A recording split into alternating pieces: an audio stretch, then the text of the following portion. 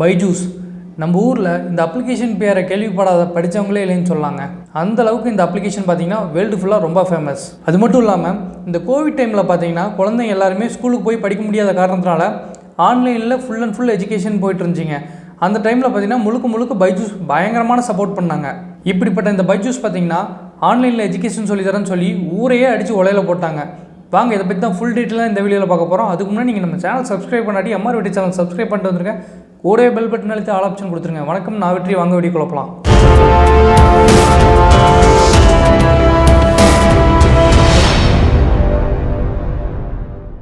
பைஜூஸ் பார்த்திங்கன்னா 2011 பைஜு ரவீந்திரன் அப்புறம் அவரோட மனைவி திவ்யா கோகுல்நாத்னால தொடங்கப்பட்ட ஒரு கம்பெனிங்க.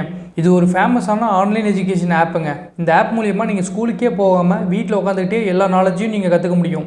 இந்த அப்ளிகேஷன் பார்த்திங்கன்னா 2018-19 காலகட்டத்தில் இந்த ஜியோட ஆதிக்கம் 2014 அப்புறம் ஆரம்பிச்சது பாருங்கள்.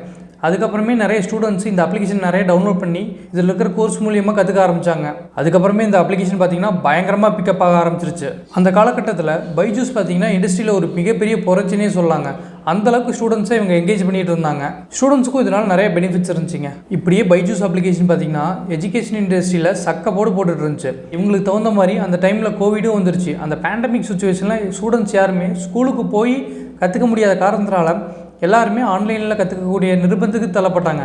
இவங்க அந்த வாய்ப்பு நல்லா பயன்படுத்தி நிறைய ஸ்டூடெண்ட்ஸ்கிட்ட இவங்களோட அப்ளிகேஷன் ரீச் பண்ண வச்சுட்டாங்க. சும்மா சொல்லக்கூடாதுங்க, ஸ்டூடெண்ட்ஸ் சும்மா இருக்கிறத காட்டிலும் இவங்களோட அப்ளிகேஷன் மூலியமாக நிறைய விஷயங்கள் கற்றுக்கிட்டாங்கன்னு தாங்க சொல்லணும். இவங்க ஸ்டார்டிங்கில் பார்த்தீங்கன்னா மார்க்கெட்டுக்குள்ளே எப்படி என்ட்ரு ஆகுறாங்கன்னா, இந்த நம்ம உதாரணத்துக்கு சொல்லணும்னா நம்மளுக்கு ஏதாச்சும் டவுட்னா டியூஷனுக்கு குழந்தைங்கள அமைச்சு அங்கே சொல்லித்தர வைப்போம் இல்லைங்க. அதுக்கு மாற்றாக இவங்களோட வெப்சைட்ஸ் மூலியமாகவும் இவங்களுடைய ஆன்லைன் அப்ளிகேஷன் ஆப் இருக்குது பாருங்கள், அது மூலியமாகவும் சொல்லி கொடுத்துட்டு இருந்தாங்க.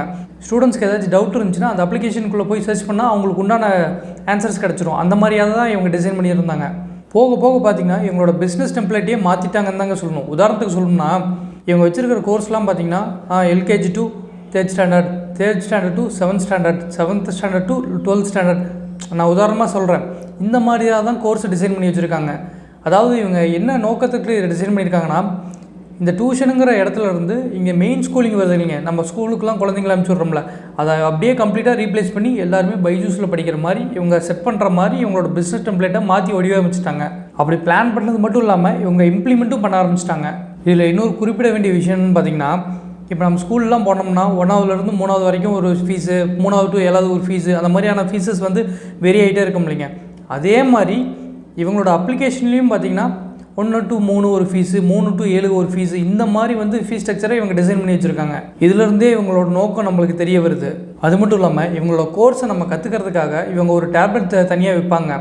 அது அரௌண்ட் 5,000 to 10,000 அரௌண்ட் சம்திங் வருது. நாம் இவங்க சொல்லித்தர கோர்ஸை பார்த்திங்கன்னா அதில் ஆல்ரெடி அவங்க ஸ்டோர் பண்ணி வச்சுருப்பாங்க. அது வழியாக தான் நம்ம கற்றுக்க முடியும். நம்ம இன்கேஸ் அதிலேருந்து நம்ம வெளியில் போய் வேறு எதுலேயாச்சும் கற்றுக்கணும்னு நினச்சாலும் அதில் முடியாது. அந்த மாதிரியான ஆப்ஷன் அதில் செட் பண்ணி வச்சுருப்பாங்க. ஏன்னா இவங்களோட நோக்கமே பார்த்திங்கன்னா யூசர்ஸ் யாருமே இவங்களோட அப்ளிகேஷனை விட்டு வெளியே போயிடக்கூடாது. இவங்க நினச்சிருந்தா நம்மளோட மொபைல்லேயே அந்த கோர்சஸ்லாம் ப்ளே ஆகிற மாதிரி இவங்க செட் பண்ணி கொடுத்துருக்கலாம். ஆனால் இவங்க அதை பண்ணாமல் யூசர்ஸ் நம்மளை விட்டு எங்கேயும் போயிடக்கூடாது, யூசர்ஸ் நம்ம டிஸ்ட்ராக்ட் ஆகி வேறு எந்த கம்பெனிக்கும் போயிடக்கூடாது, அந்த ஒரு காரணத்தினால இவங்களே டேப்லெட் கொடுத்து யூசர்ஸ் வேறு எந்த அப்ளிகேஷனும் யூஸ் பண்ணிடக்கூடாதுன்னு நம்மளை அதுக்குள்ளேயே வச்சுருக்காங்க. இன்னொன்று பார்த்தீங்கன்னா பைஜூஸில் வேலை செய்கிற எம்ப்ளாயீஸுக்கு சேலரி அதிகமாக தருவாங்களாமாங்க. அது மட்டும் இல்லாமல் அவங்களுக்கு ஒர்க் ப்ரெஷரும் ரொம்ப அதிகமாக இருக்குமாமா. அவங்களுக்கு அச்சீவே பண்ண முடியாத டார்கெட்ஸை அவங்களுக்கு செட் பண்ணி வச்சுருவாங்களாமா. இதனாலேயே பார்த்தீங்கன்னா பைஜூஸில் வேலை செய்கிற எம்ப்ளாயீஸ்லாம் பார்த்தீங்கன்னா ஒரு 3-4 மாதத்துலேயே வந்த வரைக்கும் லாபண்டாங்கிற மாதிரி வேலை செஞ்சுட்டு அவங்க அந்த கம்பெனி விட்டு வேறு கம்பெனி போயிடுறதா சொல்லப்படுதுங்க. உங்களுக்கு யாராச்சும் பைஜூஸில் ஃப்ரெண்ட்ஸ் இருந்தால் கேட்டு பாருங்கள், அவங்க சொல்லுவாங்க. அவங்க எங்கே தோக்க ஆரம்பித்தாங்கன்னு பார்த்தீங்கன்னா கோவிடில் உலகம் ஃபுல்லாகவே மக்கள் வந்து ஆன்லைன் எஜுகேஷனில் தான் நம்பி இருந்தாங்க. அப்போ இந்தியாவில் பார்த்தீங்கன்னா 90% எஜுகேஷன் சிஸ்டம் ஆன்லைனில் தான் ரன் ஆகிட்டு இருந்துச்சு. அந்த காலகட்டத்தில் பார்த்தீங்கன்னா கிட்டத்தட்ட ஒட்டுமொத்த இந்தியாவுமே ஆன்லைனில் இருந்ததுனால பைஜூஸுக்கு நிறைய யூசர்ஸ் வந்தாங்க. ஆனால் ஒன்ஸ் அந்த பேண்டமிக் பீரியட் முடிஞ்சோடனே பார்த்தீங்கன்னா எல்லாருமே ஸ்கூல்ஸுக்கு ரிட்டர்ன் ஆவாங்களே, அந்த காலகட்டத்தில் இவங்களோட நம்பர்ஸ் அப்படியே ஆப்போசிட்டாக மாறிடுச்சு. இது இவங்களோட வீழ்ச்சியோட ஆரம்பம்னு சொல்லலாங்க. ஏன்னா நிறைய யூசர்ஸ் இவங்களோட அப்ளிகேஷனை யூஸ் பண்ண ஸ்டாப் பண்ண காரணத்தினால இவங்களோட ரெவன்யூ குறைஞ்சிருச்சுங்க. ஆட்டோமேட்டிக்காக பார்த்தீங்கன்னா இவங்க எம்ப்ளாயீஸ் மேலே கை வச்சுட்டாங்க. கிட்டத்தட்ட அந்த வருஷத்தில் மட்டும் 2000க்கு மேலே எம்ப்ளாயீஸை ஃபயர் பண்ணியிருக்காங்க. சரிப்பா, ஒரு கார்ப்பரேட் கம்பெனினா 1000 எம்ப்ளாயீஸை ஹையர் பண்ணுறதும் 1000 எம்ப்ளாயீஸை ஃபயர் பண்ணுறதும் சகஜங்கிற மாதிரி மக்கள் ஏற்றுக்கிட்டாங்க. அடுத்து இவங்களோட பிஸ்னஸை அடுத்த கட்டத்துக்கு எடுத்துகிட்டு போகிறதுக்காக இவங்க முழுக்க நம்பி இருந்தது மார்க்கெட்டிங் ஸ்ட்ராட்டஜி தாங்க. இவங்களோட டீச்சிங் எந்த அளவுக்கு இவங்களோட கோர் ப்ளஸ்ஸோ அதை விட சேல்ஸ் அண்ட் மார்க்கெட்டிங்கை இவங்க முழுக்க நம்ப ஆரம்பிச்சிட்டாங்க. இவங்களோட ஆரம்ப காலகட்டத்திலேருந்தே இவங்களோட அட்வர்டைஸ்மெண்ட்ஸ்லாம் பார்த்தீங்கன்னா பெரிய ஆளுங்களாக தான் நடிச்சிருப்பாங்க. உதாரணத்துக்கு சொல்லணும்னா ஷாருக் கான், அப்புறம் உலகத்தோட one of the best football பிளேயரான லியோனல் மெஸ்ஸி, அப்புறம் இந்தியன் டீமுக்கே இவங்க ஸ்பான்சர்ஷிப் பண்ணியிருந்தாங்க. அந்த அளவுக்கு இவங்களோட வளர்ச்சி அசுர வளர்ச்சியாக இருந்துச்சு. இந்த சேல்ஸ் அண்ட் மார்க்கெட்டிங் கூட ஓகேப்பா, ஏன்னா பிஸ்னஸ் பண்ணால் இதெல்லாம் பண்ணி தான் ஆகணும், இல்லாட்டி பிஸ்னஸ் கொஞ்சம் படுத்துரும், இதெல்லாம் கூட ஓகே தாங்க. ஆனால் இவங்க இன்னொரு ஸ்ட்ராட்டஜி பயன்படுத்திட்டாங்க, அதாவது பிஸ்னஸ் அக்வசேஷன். இப்படின்னா என்ன அர்த்தம்னு பார்த்தீங்கன்னா, மார்க்கெட்டில் உங்களோட காம்படேட்டர்ஸ் யாரோ அவங்களை நீங்கள் விலைக்கு வாங்கிடுறீங்க. நீங்கள் விலைக்கு வாங்கிட்டீங்கன்னா உங்களுக்கு காம்படேட்டர்ஸே இல்லாமல் போயிடுவாங்க இல்லைங்க. அந்த ஸ்ட்ராட்டஜியை அவங்க பயன்படுத்தியிருக்காங்க. இது ஒரு நல்ல ஸ்ட்ராட்டஜி தாங்க. மைக்ரோசாஃப்ட் கூகுளிலேருந்து இந்த ஸ்ட்ராட்டஜியை ஃபாலோ பண்ணியிருக்காங்க. ஆனால் இவங்க கரெக்டான வழிகாட்டுதலோடு இதை பண்ணியிருந்தாங்கன்னா எல்லாமே கரெக்டாக போயிருக்கும். இவங்களோட தலைமை சரியில்லாத காரணத்தினால இதில் நிறைய குளறுபடிகள் நடந்திருக்குங்க. அது இவங்களோட சாம்ராஜ்ய வீழ்ச்சிக்கு மிகப்பெரிய காரணமாக அமைஞ்சிருச்சு. இதுக்கப்புறம் பார்த்திங்கன்னா இவங்களோட வரவுகளை விட செலவுகள் அதிகமாக இருக்குது. அதாவது இவங்க 10,000 ரூபா சம்பாதிக்கிறாங்கன்னா போய் 1,50,000 ரூபாய்க்கு ஐஃபோன் வாங்கினா எப்படி சமாளிக்க முடியும்? அந்த மாதிரி தாங்க இவங்க பண்ணி வச்சுருக்க வேலையெல்லாம். சரிப்பா, லோன் போட்டு கூட வாங்கிடலாம் அப்படிங்கிற மாதிரி நீங்கள் கேட்கலாம். லோன் போட்டு நீங்கள் வாங்கினீங்கன்னா அப்போதைக்கு வாங்கி நீங்கள் அப்போதைக்கு பேக்கெட்டில் போட்டு போயிடலாம். ஆனால் திருப்பி நீங்கள் லோனை கட்டணும்ல. லோனை கட்டாட்டி பேங்க்காரங்க வந்து ஐஃபோனை பிடிக்கிட்டு போயிடுறாங்களே, அந்த மாதிரி தாங்க இது. இன்னொன்று, நீங்கள் சம்பாரிச்ச 10,000 லோனையாவா கட்டிகிட்டு இருக்க முடியும்? மித்த செலவுகள்லாம் மேனேஜ் பண்ணிட்டு அதுக்கு மிச்சம் இருக்கிறத வச்சு லோனை கட்ட முடியும். ஸோ இந்த மாதிரியான டிஃபிகல்ட் சுச்சுவேஷனில் தான் பைஜூஸ் இப்போ மாட்டிக்கிட்டாங்க. இவங்க டீல் பண்ணிகிட்டு இருந்தாலும் 10,000 கோடி 20,000 கோடி பெரிய பெரிய நம்பர்ஸ்லாம் உங்களுக்கு கன்ஃபியூஸ் ஆகுங்கிற காரணத்தினால உங்களுக்கு நான் சிம்பிளாக சொன்னேன். சரிங்க, இவங்க இது மட்டுமா பண்ணி வச்சுருக்காங்கன்னு கேட்டிங்கன்னா கிடையாது. இவங்க நிறையா பிஸ்னஸ் டெவலப்மெண்ட் ஆளுங்களை வேலைக்கு எடுத்துகிட்டு இந்த வீடு வீடாக போய் மார்க்கெட்டிங் பண்ணி கேன்வாஷ் பண்ணி இவங்க கோர்ஸில் மக்களை சேர்த்து விடுற வேலையை பார்த்துட்டு இருந்தாங்க. உதாரணமாக நான் என்னுடைய பர்சனல் எக்ஸ்பீரியன்ஸே ஷேர் பண்ணுறேங்க. ஒரு வாட்டி நான் ஒரு ஸ்கூல் பக்கத்தில் நடந்து போயிட்டு இருந்தேங்க. இப்போ பார்த்தீங்கன்னா ஒருத்தர் டிப்டாப்பாக இன் பண்ணிக்கிட்டு நோட்டீஸ் கொடுத்துருந்தாரு. சரி, ஏதோ நோட்டீஸ் கொடுக்குறாரு, நானும் வாங்கிட்டு என்னன்னு கேட்டதுக்கு இது மாதிரி பைஜூஸ்லேருந்து கொடுக்குறேங்க. சரி, ஏதோ சும்மா கேட்குறாரு, நானும் கொடுத்துட்டு அங்கேருந்து கிளம்பி வந்துட்டேன். அப்புறம் கொஞ்சம் நேரம் கழித்து பார்த்தீங்கன்னா ஒருத்தர் கால் பண்ணி உங்களுக்கு இந்த தேதிக்கு மீட்டிங் அரேஞ்ச் பண்ணியிருக்கோம், வந்துருங்க மாதிரி சொன்னாங்க. சரிங்க அப்படி இப்படின்னு நான் பேசிவிட்டு நான் கட் பண்ணி வச்சுட்டேன்.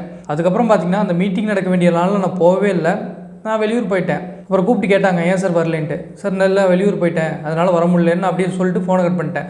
10 நிமிஷத்தில் ஒருத்தர் கால் பண்ணி நீங்கள் எங்கே இருக்கீங்கன்னு சொல்லுங்கள், நாங்களே அங்கே வரோங்கிற மாதிரி. நான் கொஞ்சம் பக்கத்து ஊரில் இருந்தேங்க. அப்போ பார்த்தீங்கன்னா அந்த மேனேஜர் உடனே 150 ரூபாய்க்கு பெட்ரோல் போட்டு எங்கள் வீட்டுக்கே வந்துட்டு அப்புறம் ஒரு 2.5 மணி நேரம் எனக்கு டைம் வேணும் சார் இந்த கோர்ஸை பற்றி எக்ஸ்பிளைன் பண்ணுறதுக்காக அப்படிங்கிற மாதிரி கேட்டார். நாமளும் அவருக்கு டெடிக்கேட்டடாக ஒதுக்கி என்ன இதுங்கிற மாதிரி ஃபுல் அண்ட் ஃபுல் கேட்டுட்டு இருந்தோம். ஆனால் நான் ஸ்டார்டிங்லேயே ஒரு விஷயத்த சொல்லிட்டேங்க, எனக்கு இந்த கோர்ஸை வாங்குறதுல துளி கூட இன்ட்ரெஸ்ட் கிடையாது. ஆனால் நீங்கள் எனக்கு கன்வின்ஸ் பண்ணி வாங்க வச்சிங்கன்னா அது உங்களோட சாமர்த்தியம்னு சொல்லிட்டேன்.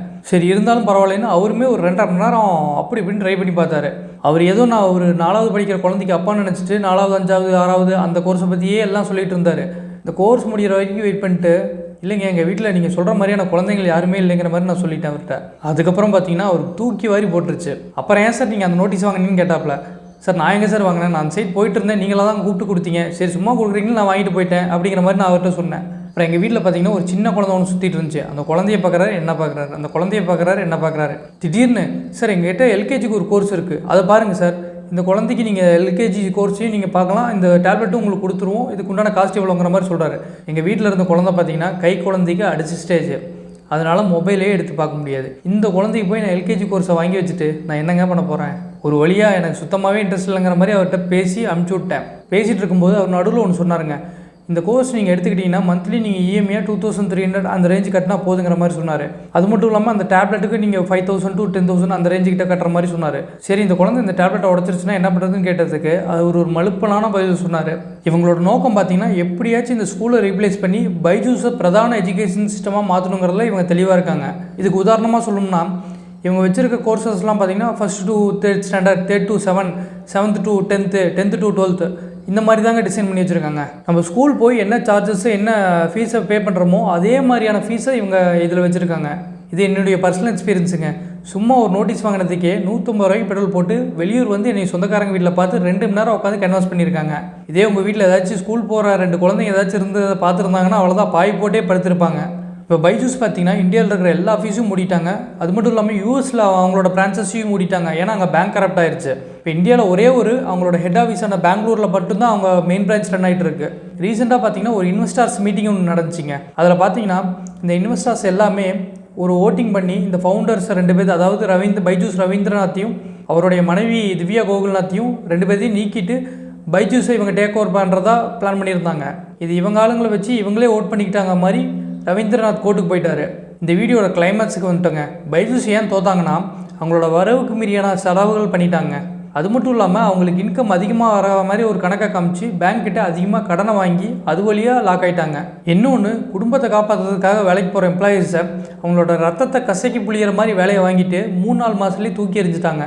இந்த மாதிரி ஒரு கம்பெனி அவங்களோட எம்ப்ளாயீஸை ட்ரீட் பண்ணால் அவங்க லாங் டைமாக மார்க்கெட்டில் சர்வே ஆக முடியாதுங்க. அதுக்கு பைஜூஸ் ஒரு நல்ல எக்ஸாம்பிள். இது மட்டும் இல்லாமல் இவங்களோட மேனேஜ்மெண்ட்டும் ஆடிட்டிங்கும் சுத்தமாகவே சரியில்லைங்க. நீங்கள் ஃப்யூச்சரில் ஸ்டார்ட் அப் ஆரம்பிக்கிற மாதிரி இருந்தால் நீங்கள் தெரிஞ்சுக்க வேண்டிய ஒரு விஷயம் பார்த்தீங்கன்னா, உங்களோட மேனேஜ்மெண்ட்டையும் ஆடிட்டிங்கும் ஒரே இதாக கொண்டு போகணும். இல்லாட்டி நீங்கள் எவ்வளோ பெரிய பிஸ்னஸாக இருந்தாலும் உங்கள் பிஸ்னஸ் ஃபெயிலியர் ஆயிரும்.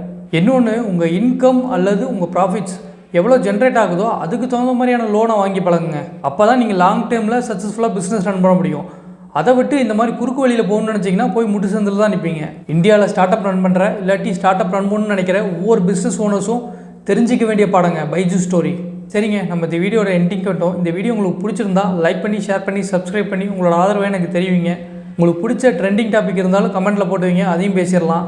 இந்த வீடியோ பற்றி உங்களோட கருத்துக்களை கமெண்ட்ஸில் சொல்லுங்கள். நாளைக்கு இன்னொரு சூப்பரான வீடியோவில் உங்களை பார்க்குறேன். நன்றி, வணக்கம், வெற்றி.